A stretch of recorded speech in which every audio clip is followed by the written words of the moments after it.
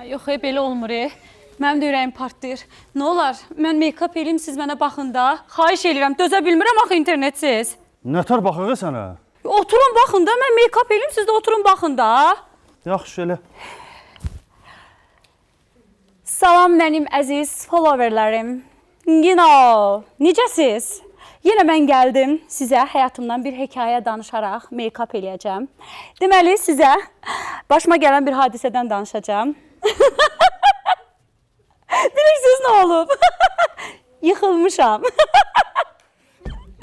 Bunun başı gedib. Amma internetsizlikdir hamısı. Amma çox əsəbləşdim. Çünki niyə?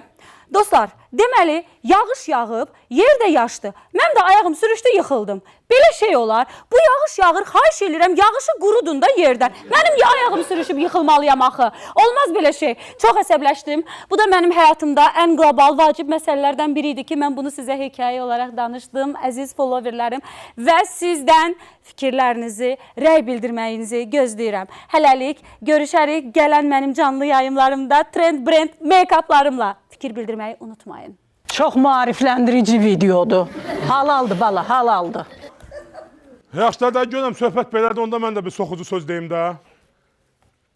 Düşmanımız çox, dostumuz az, dərdimiz çox. Necədir? Ben sana bir şey diyeyim. Senin yerin öyle oradır. Davat ettin. Yerin öyle orada. Sıkma.